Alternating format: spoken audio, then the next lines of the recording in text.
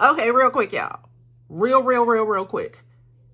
I started with one topic, I ended with another, but we're not gonna argue. Don't argue with me. Just watch the video.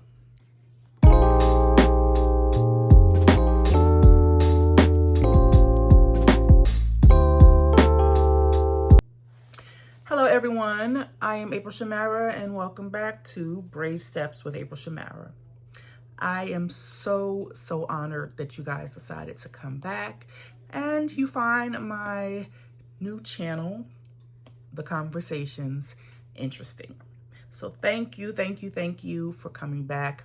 Welcome back. And to those who are new, thank you. Welcome to the family. I appreciate you for coming through. I hope that you find encouragement and a community, a sisterhood. Now, Brave Steps, again, is a channel that I decided to start dedicated to Black women living with physical disabilities. Now, again, you may ask, why? Because I am a Black woman living with a physical disability. My right leg is approximately 6 inches shorter than my left leg. I wear an orthopedic lift on my shoes. That helps me balance as well as walk. I do walk with a limp, but the lift helps so the limp isn't as bad as it could be. It just, I guess technically it's supposed to even out when I walk, but it doesn't. We'll get into that another day. But today's topic, you guys, is the parts of grief no one claps for. Today's conversation is about those parts. Not the inspirational, not the edited, but the heavy, quiet yet heavy, uncomfortable truth. Yes. No one claps for grief. No one claps for our grief. You know, that grief of realizing that our bodies aren't able to move the way we hoped it would. The grief of watching others do things that we just aren't capable of doing. But we want to do it. We want to give it a try. But our bodies won't allow us to do it. The grief of waking up daily in knowing that our body has limits that we did not choose. We did not choose the limits that our bodies have. Although someone may like to think that, but we did not. We did not choose the limits. We didn't choose it. Sorry to disappoint you, but we did not choose it. And by no means does this mean that we don't love ourselves or we hate ourselves. But it means that we're human. We have feelings. We see. We hear. We think. Just like everyone else. And we're allowed to do so. No one claps for resentment. Why is resentment considered taboo in disabled spaces? Help me understand. Why is resentment considered taboo? Like, we're just supposed to be grateful. We're just supposed to stay positive. We have to be strong at all times. We resent seeing things on our bodies. I'll speak about me. I resent looking down and seeing my right leg approximately 6 inches shorter than my left. I resent seeing my right leg severely bowed. I resent the pain I have when walking. I resent that my knees, my right knee barely has any cartilage and it can pop out at any second. Any second, the wrong step, my knee would dislocate. I resent that. I resent this piece of metal that is in my right hip that was placed in there when I was maybe 6 or 7 years old. And at this age, it's causing me pain. My right hip will lock up. I resent that. I resent that I have fallen because my right hip has locked up in the most craziest spaces. Like, embarrassed? Yeah. Yeah. I resent that. I resent that my right foot has never touched the ground. My full foot has never touched the ground.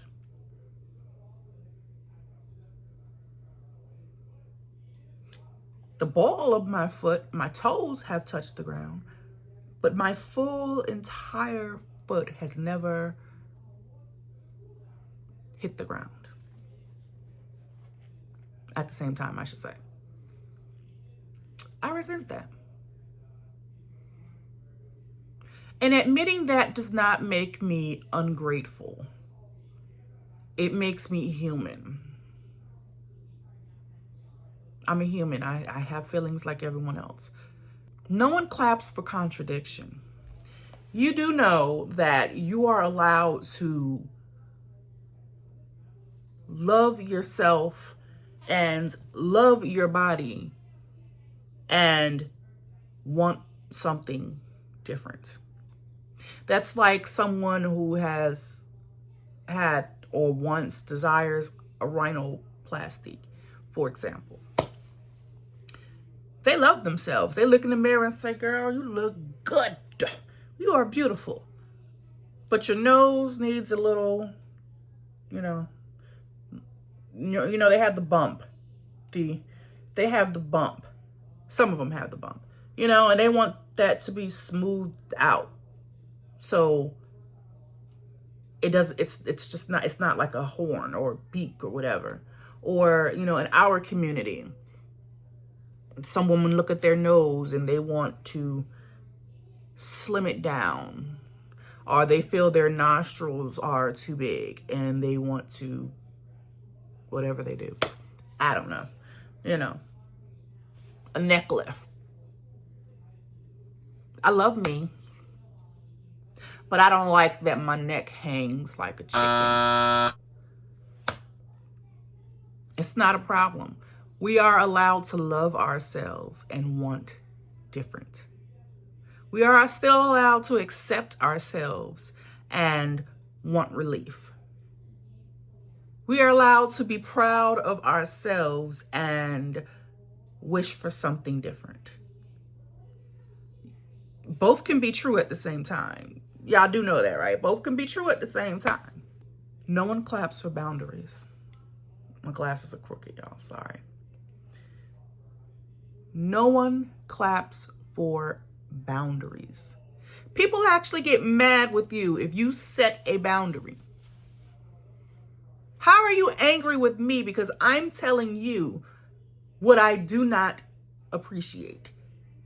I'm verbally expressing to you that I will not accept the words or the treatment that you're giving me. How are you mad with me? But people will get angry with us for setting a boundary. Like, we're just supposed to accept abuse.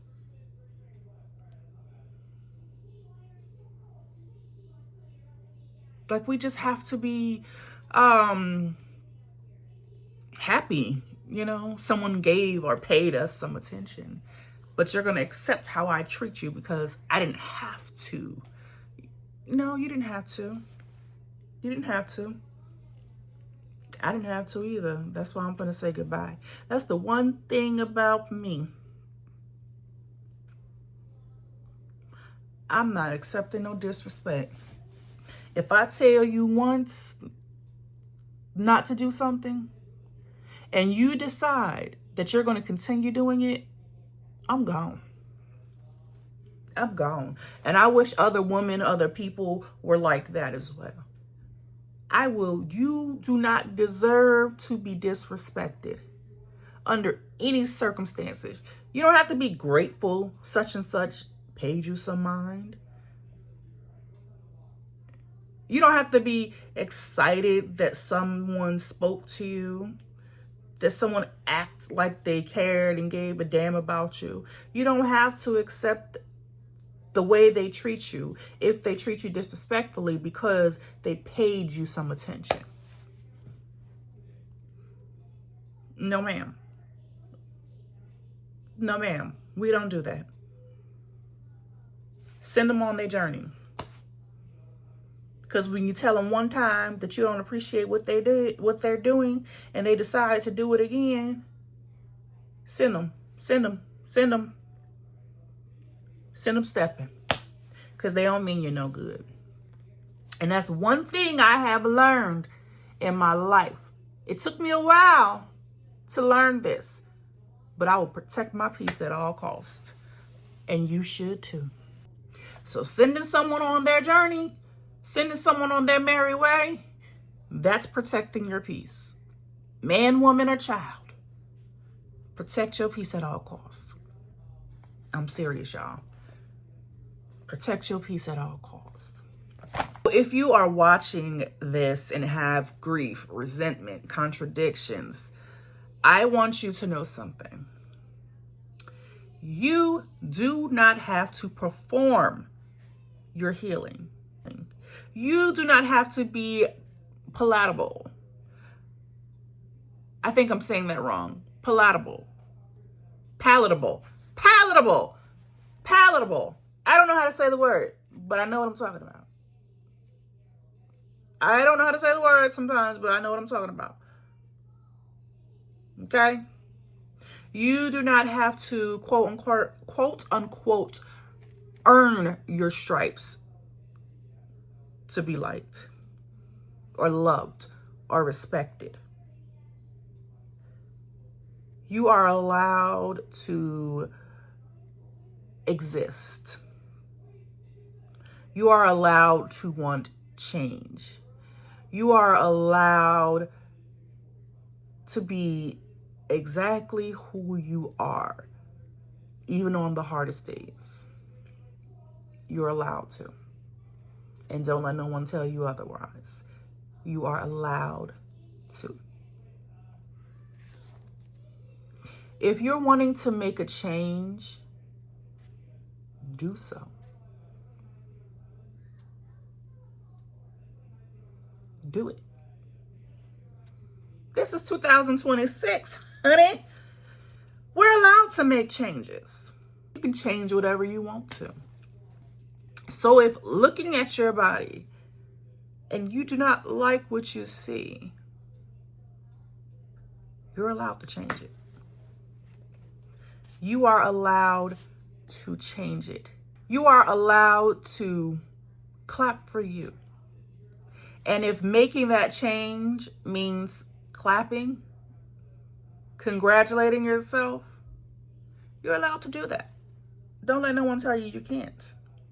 Brave Steps is about being honest, being real, living in your truth. Not only is it dedicated for, Black women who are living with physical disabilities, but it's about living in your truth. Forget the naysayers. I had to learn that myself. Forget them. They don't mean nothing to me. If you want to do it, you're allowed to do it. If you're here for honesty, if you're here for complexity, if you're here for truth, I need you to do me the best favor. Subscribe. Hit the like. Of course, comment. Thank you for sitting for the parts people don't clap for. And I'll see y'all next week.